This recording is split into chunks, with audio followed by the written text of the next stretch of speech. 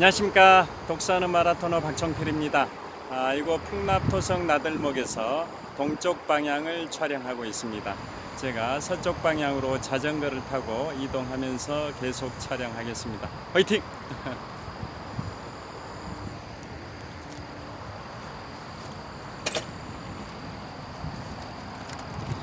자, 이곳 한강 자전거길 풍납토성 나들목을 출발해서 서쪽 방향 잠실 나들목 쪽으로 이동을 시작했습니다.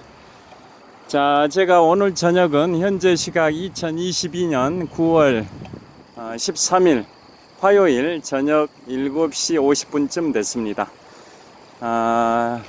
오늘 저녁 시간에는 2차 세계대전의 태평양 전선에 종전을 6개월쯤 앞두고 벌어졌던 미국과 일본 간의 대전투인 이오지마 전투에 관하여 말씀드리겠습니다.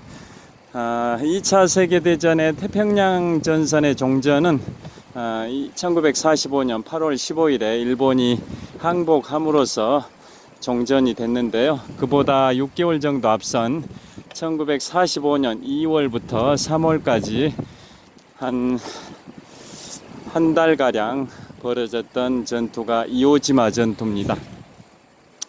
이오지마 전투의 전황에 관하여 보고를 받았던 그 당시에 프랭클린 루즈벨트 미국 대통령께서 미국 군대, 미군의 전사자 또 부상자가 너무 많다라는 소식을 듣고 눈물을 흘렸다라는 그런 일화가 있을 정도로 그 당시 이오지마 전투 전체 사상자는 일본의 사상자보다 더 많습니다. 그 당시에 일본의 사망자는 거의 99%가 사망을 했는데요. 한 2만 명 가량이 사망을 했고 그의 1%인 200명 정도만 포로가 됐었는데요. 그에 반해서 미군의 희생자는 사망자는 한 8,000명 정도인데 부상자, 중상자 이런 숫자는 한 17,000명 돼서 사망자 한 8,000명과 부상자 한 17,000명 더하면 사상자 전체는 한 25,000명 되기 때문에 사망자 2만 명 정도인 일본군보다 피해가 더 컸었던 전투가 바로 2차 세계대전 태평양 전선의 종전을 6개월 앞두고 벌어졌던 이오지마 전투입니다. 2차 세계대전의 큰 흐름을 먼저 좀 설명드리겠습니다. 제가 지금부터 2년 반 전, 즉 2020년 3월 10일에 인문학서적 두 번째 출판한 책이 위대한 도전의 시작 몽블랑인데요. 그 책에는 4편의 이야기가 있는데 그 중에 두 번째 편 이야기가 2차 세계대전과 원자폭탄이라는 이야기가 담겨 있습니다. 그래서 2차 세계대전의 주요 전투인 먼저 태평양 전선에서는 1942년 6월에 미드웨이 해전, 그 다음에 1945년 2월에 이오지마 전투, 그러니까 1942년 6월에 미드웨이 해전과 1945년 2월에 이오지마 전투 이야기가 담겨 있고요. 또 유럽 전선에서는 북아프리카 전투인 엘라메인 전투, 그 다음에 서부 전선의 2차 세계대전의 전환점이 됐던 1944년 6월 6일의 노르망디 상륙작전, 그 다음에 동부전선에 1942년부터 1943년 초까지 있었던 2차 세계대전의 최대의 격전, 또 최대의 사상자가 발생했던 그 유명한 스탈린그라드 전투, 그러한 내용들이 담겨 있는데요. 그걸 순서대로 이제 연대순으로 말씀을 드려보면 1939년 9월 1일에 독일의 히틀러가 폴란드를 침공하면서 2차 세계대전이 발발이 됐고, 이듬해인 1940년 6월 14일에 독일의 히틀러가 유럽의 심장부인 프랑스의 파리를 점령을 했고, 그로부터 8일 후인 1940년 6월 22일에 프랑스는 독일에 항복을 합니다. 그래서 그때부터 프랑스 파리는 다시 파리를 탈환할 때까지 한 4년 3개월 정도 독일의 점령하에 들어가게 됩니다. 그 이후로 이제 미국은 2차 세계대전에 참전을 하지 않다가 드디어 1941년 12월 7일에 일본의 가미가제 특공대가 미국의 하와이 진주만을 기습 폭격함에 따라 미국이 2차 세계대전에 태평양 전선에 참전했을 뿐만 아니라 유럽 전선에도 참전을 했는데요. 그 이듬해인 1942년 6월에 2차 세계대전 태평양 전선의 전환점이 됐던, 그 전까지는 일본이 태평양 전선의 주도권을 잡고 있었는데 1942년 6월에 미드웨이 해전에서 미국이 일본을 이기는 바람에 그 이후부터는 이제 미국이 태평양 전선의 주도권을 갖게 된 전환점이 됐던 게 바로 미드웨이 해전입니다. 1942년 6월에 있었습니다. 그리고 이제 유럽 전선으로 가서는 북아프리카의 엘 알라메인 전투는 그 유명한 사막의 여우라는 별명을 갖고 있는 독일의 롬멜 장군과 영국의 몽고메리 장군이 격돌을 하는 북아프리카의 엘라메인 전투가 있었고요. 거기에서 또 이제 연합군이 이기게 됩니다. 미국, 영국 연합군이. 그 다음에 동부전선. 여기서 동부냐 서부냐의 기준은 2차 세계대전을 일으켰던 독일을 중심으로 동쪽에 있는 소련, 폴란드 이쪽은 동부전선이고, 독일을 중심으로 서쪽인 프랑스, 이베리아 반도 이쪽은 서부전선이 되는 거 다 아실 겁니다. 그래서 동부전선으로 가면 1942년 하반기부터 1943년 초까지 약 7개월 정도 있었던 스탈린그라드 전투는 2차 세계대전의 최대 격전지이고 최대의 사망자가 발생됐던 게 바로 독일과 소련 간의 스탈린그라드 전투인데요. 2차 세계대전의 사망자가 대략 한 5천여만 명, 한 6천만 명 가까이 됩니다. 2차 세계대전 한 6년 정도 진행되면서 사망자가 한 6천만 명 가까이 되는데요. 그 중에 소련 국민이 죽은 게 한 2천만 명 정도 됩니다. 그 중에서도 가장 많은 피해가 발생됐던 전투가 바로 1942년 하반기부터 1943년 초까지 있었던 스탈린그라드 전투였습니다. 그 다음에 이제 1944년 6월 6일 드디어 2차 세계대전의 큰 전환점, 대전환점이 됐던 게 그 인류 최대 규모의 상륙작전인 노르망디 상륙작전 1944년 6월 6일인데요. 그 이후로는 이제 연합군이 미국, 영국, 프랑스 등의 연합군이 승기를 잡았었고, 독일은 이제 방어하는 그러한 수세적 입장으로 들어가게 되는데요. 노르망디 상륙작전에 성공하고 나서 그로부터 한 두 달 반 후, 즉 1944년 8월 25일에 드디어 프랑스 파리가 연합군에 의해서 탈환이 됩니다. 그래서 프랑스 파리, 유럽의 심장부 프랑스 파리가 독일의 점령에 들어갔던 게 1940년 6월 14일인데 탈환을 한 게 그로부터 4년 2개월 반이 지난 1944년 8월 25일입니다. 그러니까 한 4년 2개월 반 정도 프랑스 파리는 독일의 점령하에 있었습니다. 그 이후로 계속 연합군은 독일을 향해 진격에 진격을 거듭했고, 연합군이라면 이제 독일의 서부 지역에 있는 프랑스, 미국, 영국, 프랑스의 그 서부전선의 연합군들이 계속 독일을 향해 진격을 했고, 또 반대로 독일의 동쪽에 있던 동부전선의 소련은 또 독일을 향해서 계속 진격을 했습니다. 그래서 드디어 독일의 수도 베를린을 향해서 진격을 계속 거듭을 했고, 그 동부전선 쪽에서 서진했던 소련군과 서부전선에서 동진했던 미영불 연합군이 만난 데가 바로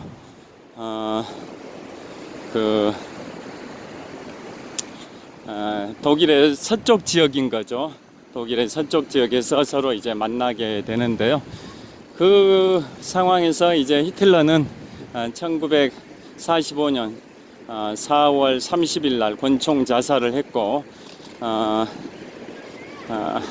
그로부터 7일 후인 1945년 5월 7일에 독일이 미국, 영국, 프랑스를 상대로 항복했고, 그 항복 문서의 발효 시점이 5월 8일 0시였습니다.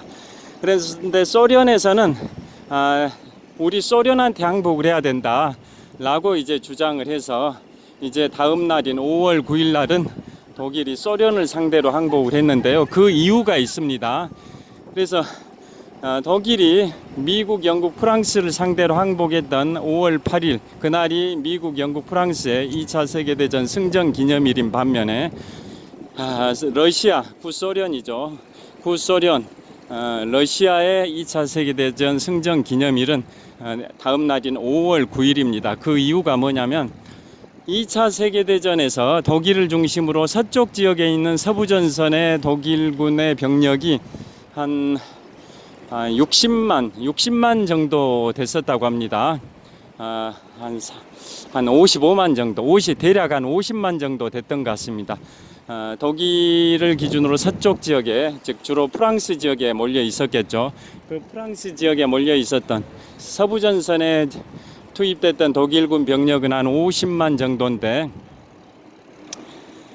그에 반해서 독일의 동쪽 지역, 즉 소련 지역에 투입된 독일군 병력은 그의 한 9배 정도니까 5, 9, 45, 한 450만 명 정도가 소련 쪽에 투입이 됐었던 겁니다. 그래서 2차 세계대전 서부전선에는 독일군 병력이 한 50만 명, 동부전선에는 그의 9배에 해당되는 한 450만 명 정도가 투입이 됐었는데요. 그래서 2차 세계대전에서 독일을 상대로 싸웠던 미국, 영국, 프랑스, 또 소련은 어떤 식으로 분담을 했냐면, 서부전선에서는 미국, 영국, 프랑스가 독일군 병력 한 50만 명 정도를 상대로 싸웠던 거고, 반면에 동부전선에서는 소련군이 독일군 병력 한 450만 명을 상대로 싸웠던 겁니다. 그러니까 그 소련군의 피해가 클 수밖에 없었던 거죠. 그 많은 독일군 병력을 막으려면 소련 군대 군인 수도 더 많이 투입이 되어야 하니까요. 그래서 2차 세계대전에서 전사 사망한 군인 민간인 통틀어서 한 5천만 명에서 한 6천만 명 정도 되는데요. 그 중에 소련 군인과 민간인들의 피해가 한 2천만 명 정도 되고, 그 중에서도 가장 많은 피해가 발생된 게 1942년 하반기부터 1943년 초까지 있었던 스탈린그라드 전투였습니다. 여하튼 2차 세계대전 서부전선에서 독일군 병력보다 동부전선에서 독일군 병력이 9배 가까이 많다 보니까 소련이 사실상 소련이 2차 세계대전의 주도적 역할을 했다. 9배나 더 많은 독일군 병력을 상대로 소련은 싸웠다. 미국, 영국, 프랑스보다 소련은 독일군 병력이 더 9배 많은 상황에서 싸워서 이겼기 때문에, 독일은 미국, 영국, 프랑스를 상대로 하기보다는 우리 소련을 상대로 항복을 해야 된다라고 강력하게 주장을 했었던 겁니다. 그래서 독일이 1945년 5월 7일에 미국, 영국, 프랑스를 상대로 항복했고, 그것의 항복문서 발효 시점이 5월 8일 00시였는데요. 소련은 독일이 미국, 영국, 프랑스의 사령부가 있는 프랑스에 있는 연합군 사령부, 미국, 영국, 프랑스 연합군의 사령부가 있는 프랑스에 가서 그렇게 항복하기보다는 소련군 사령부가 있는 독일의 베를린 그 당시에 공과대학이 있습니다. 거기에가 베를린의 무슨 공과대 안에가 소련군 사령부가 있었습니다. 그래서 베를린에 와서 우리 소련군 사령부에 와서 항복을 해라 라고 해서 다음 날인 1945년 5월 9일에 독일은 소련군 사령부에 가서 항복을 했습니다. 그래서 결론은 미국, 영국, 프랑스의 2차 세계대전 전승 기념일은 5월 8일이고요. 그에 반해서 소련의 후신인 러시아의 2차 세계대전 승전 기념일은 5월 9일이 되는 겁니다. 그런 역사적 경과가 있는데요. 그 과정에서 미국의 대통령 프랭클린 루즈벨트 대통령은 2차 세계대전 6년 동안 거의 승리로 이끌었었는데, 승리를 눈앞에 두고 1945년 4월 12일 날 뇌출혈로 사망을 합니다. 그로부터 18일 후인 1945년 4월 30일에 독일의 히틀러가 권총 자살을 하고요. 그럼에도 불구하고 그 직후에 이제 독일이 미국, 영국, 프랑스를 상대로 5월 8일에 항복, 또 5월 9일에는 소련을 상대로 항복하는 일련의 과정을 거쳐서 2차 세계대전의 유럽 전선이 종전이 되는데요. 그럼에도 불구하고 일본은 계속 항복을 하지 않고 결사항전을 했던 거죠. 그래서 미국에서는 맨해튼 프로젝트라고 해서 원자폭탄 개발 프로젝트를 2차 세계대전 발발 한 달 전부터 아인슈타인이 프랭클린 루즈벨트 대통령한테 편지를 써서 독일의 히틀러가 원자폭탄을 하고 있을 수도 있다. 히틀러가 개발하면 인류는 멸망한다. 즉 아마겟돈, 인류 종말의 날이 와버릴 수 있다. 인류 최후의 날이 올 수 있다. 히틀러보다 우리 미국이 먼저 원자폭탄을 개발해야 된다 라고 주장을 한 게 2차 세계대전 발발보다 한 달 앞선 1939년 8월 2일입니다. 아인슈타인이 프랭클린 루즈벨트 대통령께 편지를 보내서 이른바 맨해튼 프로젝트라는 암호명으로 원자폭탄 개발 프로젝트가 진행이 돼서 2차 세계대전 진행 내내 원자폭탄 개발이 진행됐고, 그게 이제 결실을 이룬 게 일본이 항복하기 불과 3주 전입니다. 한 3주쯤 전, 한 달 전이죠. 한 달 전. 그래서 1945년 7월 16일에 인류 최초의 원자폭탄 핵실험에 미국이 성공합니다. 미국의 뉴멕시코주의 사막에서 1945년 7월 16일에 인류 최초의 원자폭탄 핵실험에 성공을 했고, 그러한 이제 원자폭탄 확보라는 그러한 강력한 인류 이래 유사 이래 초강력 폭탄을 미국이 확보함에 따라 열흘 후에 있었던 1945년 7월 26일 포츠담 선언에서 일본한테 마지막으로 최후 통첩을 보냅니다. 그게 바로 포츠담 선언이지 않습니까? 중국의 장제스, 미국의 트루먼 대통령, 영국의 애틀리 총리, 이 세 사람이 서명했던 바로 포츠담 선언의 내용은 일본은 즉각적으로 항복해라, 즉각적으로 항복하지 않으면 즉각적인 파멸이 있을 뿐이다 라고 선언한 게 1945년 7월 26일의 포츠담 선언인데요. 그러한 강력한 경고를 할 수 있었던 배경은 그 포츠담 선언 불과 열흘 전에 7월 16일에 인류 최초의 핵폭탄 실험에 미국이 성공했다 해서 원자폭탄을 확보했다라는 자신감이 있었기 때문에 가능했습니다. 그런데도 항복하지 않으니까 드디어 8월 6일에 일본의 히로시마에 인류 최초의 우라늄 핵폭탄인 리틀보이를 투하를 했고, 그래도 항복하지 않으니까 3일 후에는 8월 9일에 나가사키에 인류 최초의 플루토늄 핵폭탄인 펜맨을 투하를 했는데요. 그 펜맨 투하 하루 전에 1945년 8월 8일에 소련이 일본을 상대로 선전포고를 했습니다. 즉 2차 세계대전에 개입을 한 겁니다. 그러니까 태평양 전선에서 소련이 전리품을 챙기기 위해서 1945년 8월 8일에 일본을 상대로 선전포고를 했습니다. 선전포고 다음 날인 8월 9일에 인류 최초의 플루토늄 핵폭탄인 펜맨이 나가사키에 투하가 됐습니다. 만약에 소련이 개입이 안 됐다면 남북 분단이 없었을 수도 있을 것 같습니다. 역사에는 가정은 아무 의미가 없다고 하지만 소련이 8월 8일에 2차 세계대전 태평양 전선에 일본을 상대로 선전포고를 함으로써 거의 다 2차 세계대전 종전 임박한 상황에서 선전포고를 해서 2차 세계대전에 개입을 했던 겁니다. 그래서 이제 전리품을 챙기게 된 거고, 그래서 우리 일본이 8월 15일에 항복한 직후에 북한 지역에는 소련군이 진주했고 남한 지역에는 미군이 진주해서 소련은 북한이라는 전리품을 챙겼다라고 볼 수가 있을 것 같습니다. 여하튼 그러한 일련의 2차 세계대전의 이제 그 수순 연대에 관해서 간단히 말씀드렸는데요. 자, 지금은 롯데월드타워를 촬영하고 있습니다. 지금 롯데월드타워고요. 현재 저는 갤러리아 팰리스 아파트 신호등 앞에 서 있고, 반대편 차길 건너편은 레이크 팰리스 아파트입니다. 레이크 팰리스 아파트는 석촌호수 서호 서쪽변에 있는 아파트입니다. 자, 석촌호수 서호 수변무대 쪽으로 접근하고 있습니다.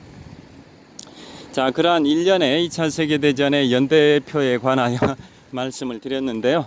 그러면 이오지마 전투를 말씀드리기 위해서 그 사전 밑바 2차 세계대전의 큰 흐름을 말씀드린 겁니다.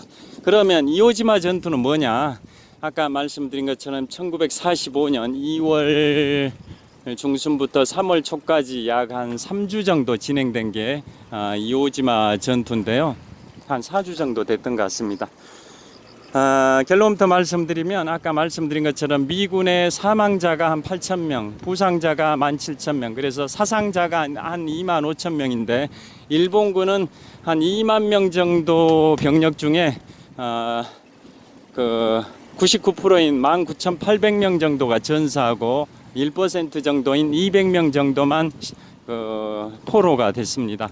거의 전멸에 가깝게 일본군은 거의 전멸에 가까웠지만 사상자 전체를 기준으로 봤을 때는 미군은 사상자가 한 25,000명, 일본은 한 2만 명 정도의 사망자이기 때문에 일본군의 피해가 훨씬 미군의 피해가 더 컸었던 겁니다. 그래서 그 이오지마 전투에 전황을 보고받은 당시 플랭클린 루즈벨트 대통령께서는 보고받은 자리에서 눈물을 뚝뚝 흘리셨다라는 일화 에피소드가 있습니다.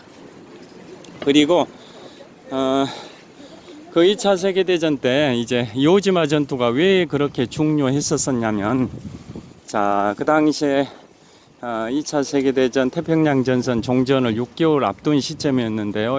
일본군은 계속 끝까지 그 가미가제 특공제의 정신으로 끝까지 결사항전하겠다 이런 식으로 나오는 상황이었기 때문에 미군으로서도 그런 일본군을 상대로 싸우기가 쉽지 않았던 겁니다. 그런데 이오지마 전투를 왜 할 수밖에 없었냐면, 이오지마 섬은 일본의 수도 도쿄의 남쪽 1200km 정도, 한 삼천리죠. 삼천리. 도쿄의 남쪽 한 1200km 정도 지점에 있는데 태평양 전선의 전투의 이제 전진 기지는 미국령 괌과 사이판이었습니다. 괌과 사이판.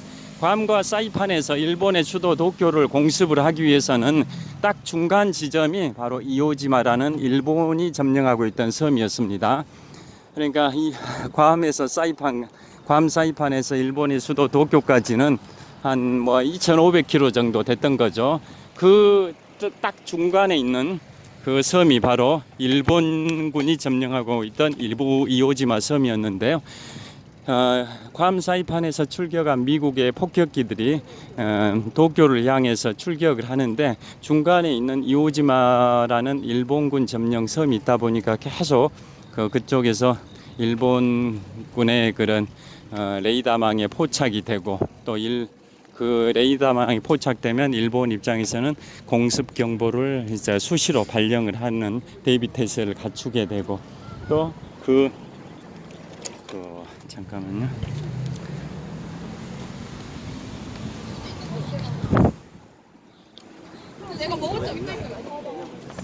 자, 석촌호수 서호 수변무대입니다.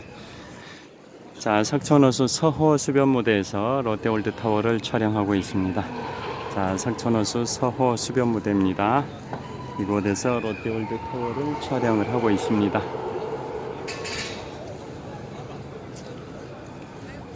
자, 이곳은 잠실 석촌호수 서호 수변무대에서 롯데월드타워를 촬영하고 있습니다.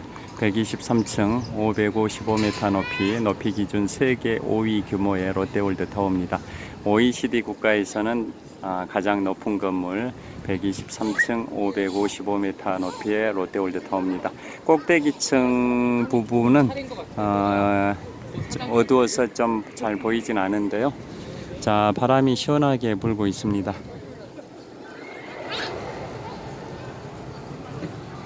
자, 계속 저기 산책로 또 석촌호수 서호 수변무대 풍경을 보여드리면서 계속 말씀을 이어가겠습니다.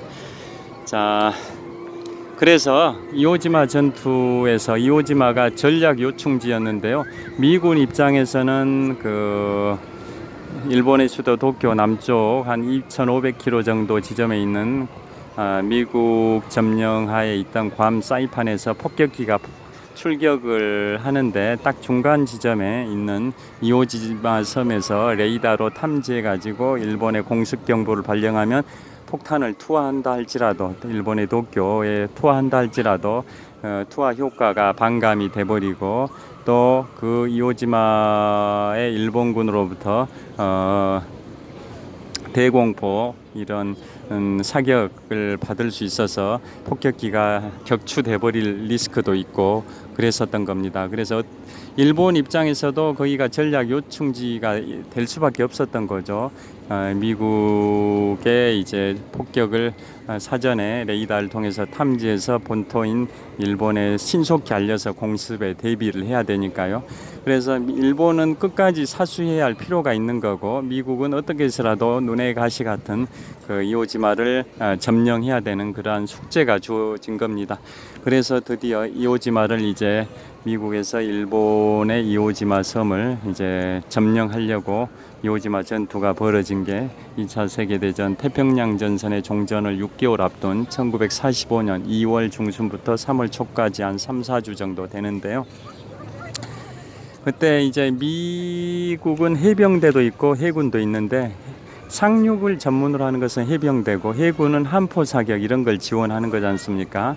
그래서 미국 해병대가 상륙하기 전에 해병대 사령관이 해군 사령관한테 특별 요청을 합니다.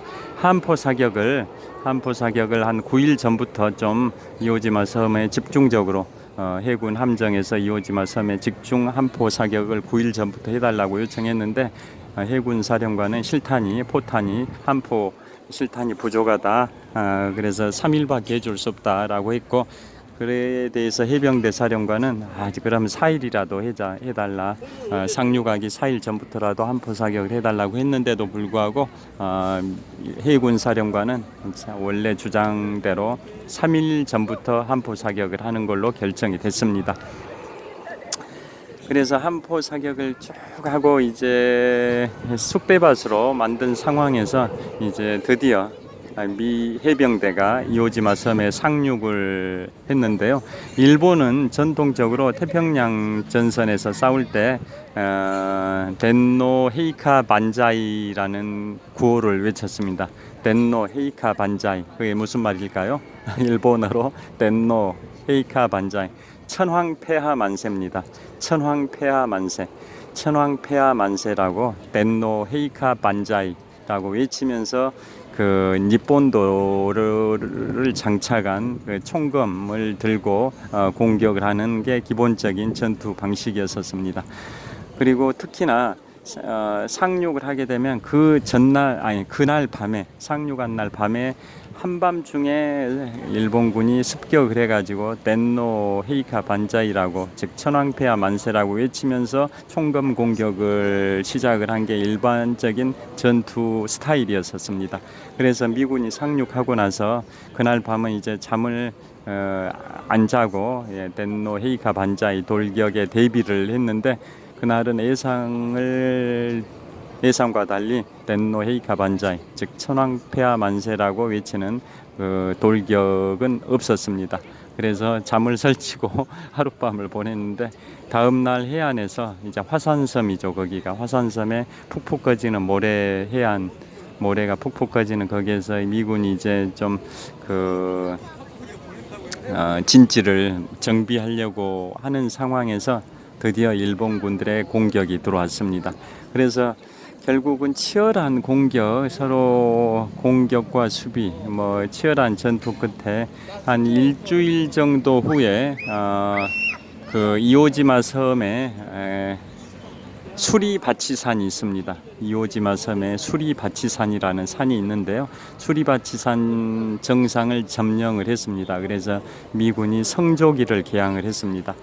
성조기를 개항했는데 그 당시 해병대 대대장은 성조기 개항한 그 모습도 사진을 찍어서 미국 본토로 전송을 했고요.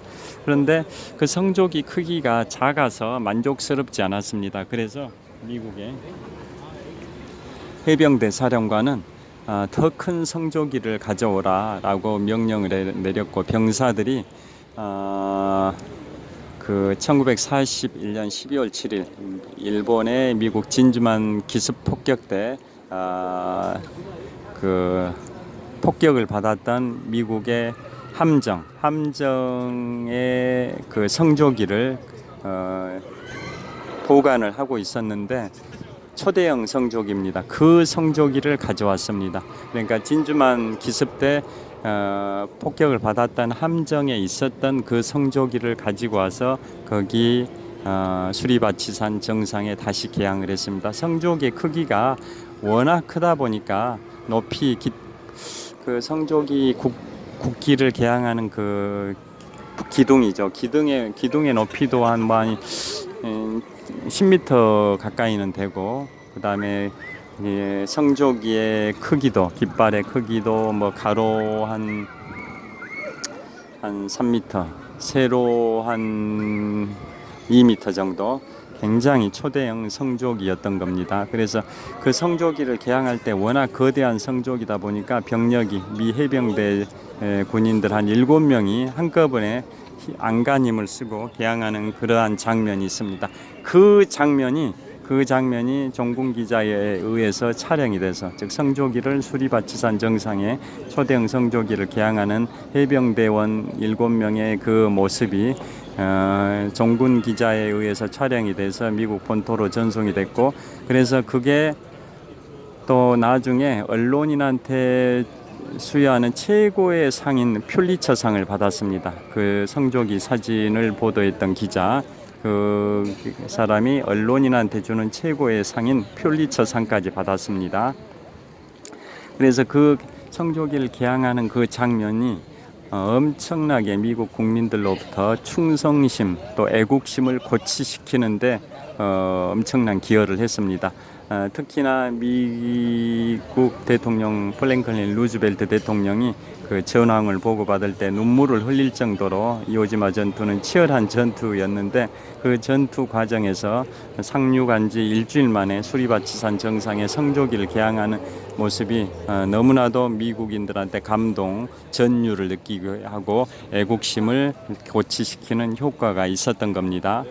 그래서 그 당시에 미국 해군 장관이 있습니다. 우리나라는 뭐 국방부 장관 밑에 해군 참모총장, 육군 참모총장, 공군 참모총장 이런 군 조직 체계인데요. 미국은 뭐 국방부 장관 말고 해군 장관, 뭐 공군 장관, 그다음에 육군 장관 뭐 이런 그 직제도 있었습니다. 그래서 그 당시에 미국의 해군 장관이 이런 말을 했습니다. 이오지마 섬 수리바치산 정상에 개항된 미국의 성조기는 미국 해병대의 앞으로 500년을 상징한다라는 명언을 남겼습니다. 자, 수리바치산 정상에 개항된 미국의 성조기는 미국 해병대의 앞으로의 500년을 상징한다라는 명언을 남길 정도로 그 이오지마 전투가 굉장히 전 국민들의 관심을 가졌던 전투였던 겁니다. 자, 롯데월드타워 굉장히 불빛이 현란합니다. 123층 555m 높이 롯데월드타워를 계속 촬영하면서 말씀드리고 있습니다.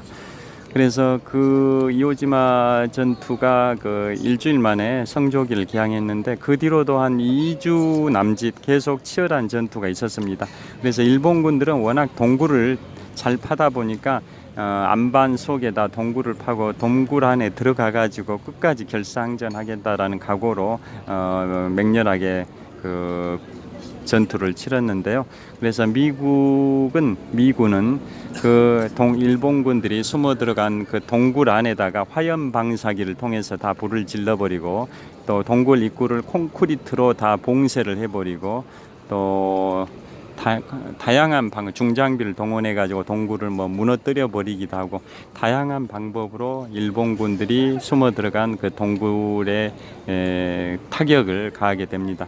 그래서 결론은 총 한 3, 4주 정도의 이오지마 전투를 통해서 일본군은 한 2만 명 정도였는데 그 중에 1%에 해당되는 한 200명 정도는 포로가 됐지만 나머지 99%는 전사를 했습니다. 부상자가 거의 없습니다. 부상자가 거의 없이 99%에 해당되는 19,800명 정도가 전사를 했습니다. 전쟁에서는 뭐 좀 우스갯소리이긴 한데요. 전쟁에서는 차라리 전사를 해버린 게 그 피해가 덜하죠.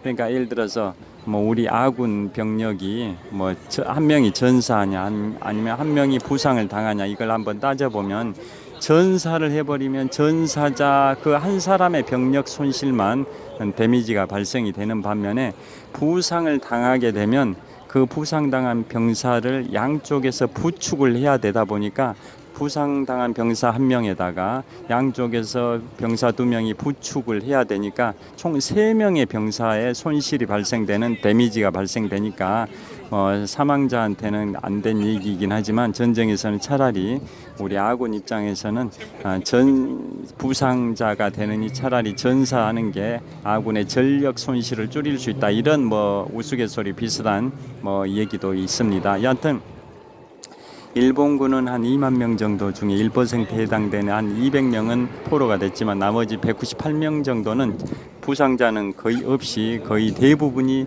사망을 했습니다. 전사를. 반면에 미군은 한 8,000명 정도가 사망하고 17,000명 정도가 부상자다 보니까 사상자 전체를 기준으로 하면 미군은 한 25,000명 정도가 발생했고 일본은 한 2만 명 정도가 발생해서 일본과 미국의 비율을 따져보면 4대 5 정도로 미군의 피해가 더 컸었던 전투가 이오지마 전투입니다.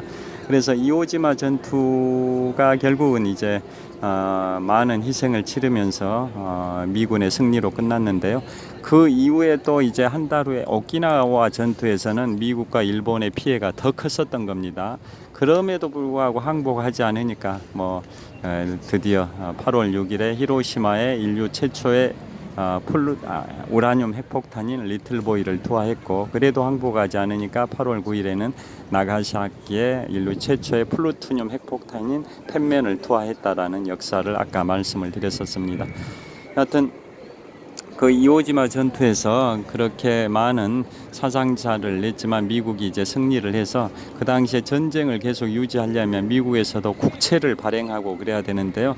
그 국채 발행을 위해서는 뭔가 전 국민들이 관심을 갖고 있었던 이오지마 전투의 그 영웅들을 불러서 국채 발행 홍보대사로 활용할 계획을 가졌었습니다.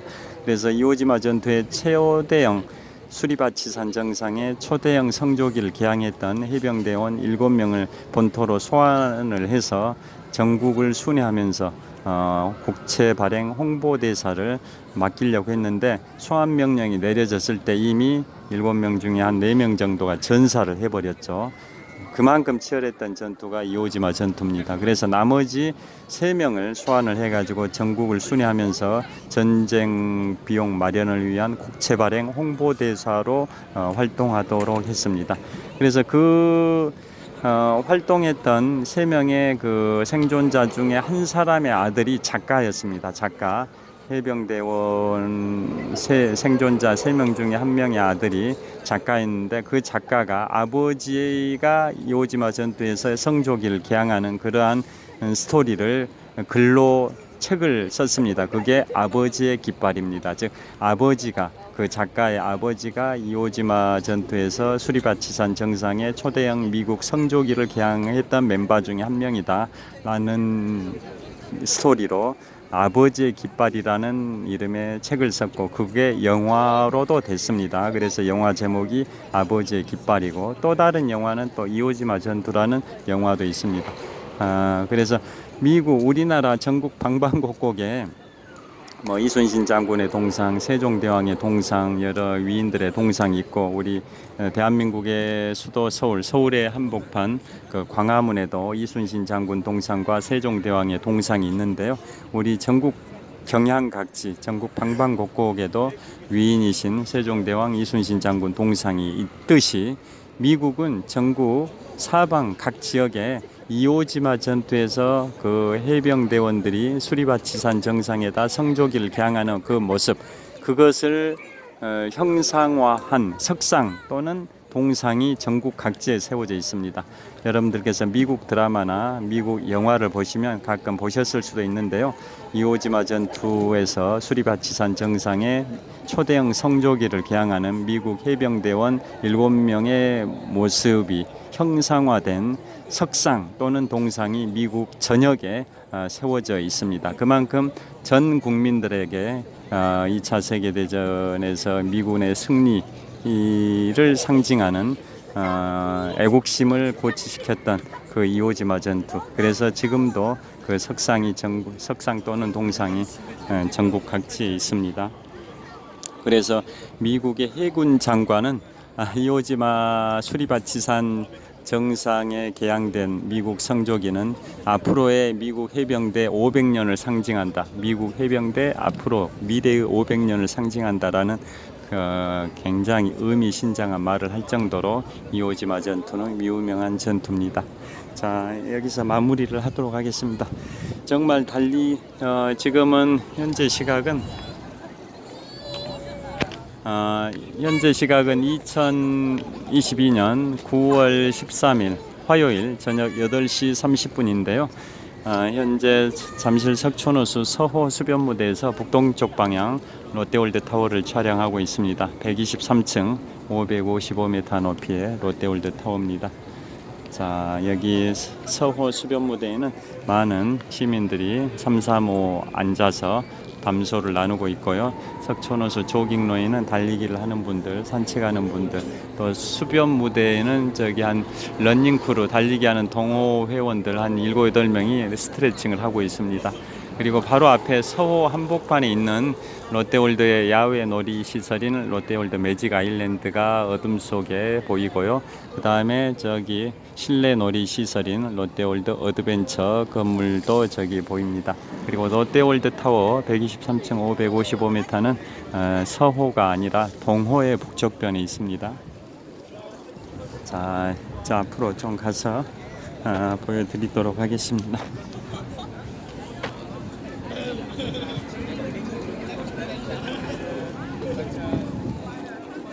자, 여기 보시면 조깅로의 폭이 한 5, 6m 정도 됩니다. 조깅로의 폭은 한 5, 6m 정도 되는 조깅로입니다. 조깅로 폭이 한 5, 6m 정도 됩니다. 저를 비춰보겠습니다. 자, 이거 잠실 석촌호수 서호 수변무대에서 롯데월드타워를 촬영하고 있습니다. 자, 123층 555m 높이의 롯데월드타워입니다. 자, 롯데월드타워의 아웃라인, 그 테두리, 아우라가 굉장히 조명을 발산을 하고 있습니다. 어제 외신을 보니까 올해 12월인가 유럽 연합에서 러시아로부터 수입되는 원유를 차단시키는 경제 제재를 러시아에 대해서 한다고 발표가 됐는데요. 그래서 미리 에너지가 이제 줄어드는 경우를 대비해서 전략하는 에너지를 사용량을 줄이는 그러한 것을 미리 핵 연습 차원에서 프랑스의 상징, 유럽의 상징인 에펠탑의 조명도 이제는 좀 단축해 가지고 조명을 켠다라고 외신 기사에 떴었는데요. 지금 롯데월드타워의 조명은 여전히 휘황찬란한 조명을 발산을 하고 있습니다. 지금 롯데월드타워 123층 555m 높이 기준 세계 5위 규모 OECD 국가에서는 가장 높은 건물을 촬영을 하고 있습니다. 자, 이쪽 방향에서도 촬영을 해보겠습니다. 자, 이쪽 방향 롯데월드타워의 테두리 외형이 그대로 조명을 발산하고 있어가지고 아주 롯데월드타워의 위용, 장관이 그대로 모습을 드러내고 있습니다. 자, 이쪽이 조명은 더 밝을 것 같습니다. 이쪽으로 좀 이동을 해보겠습니다. 자, 이쪽.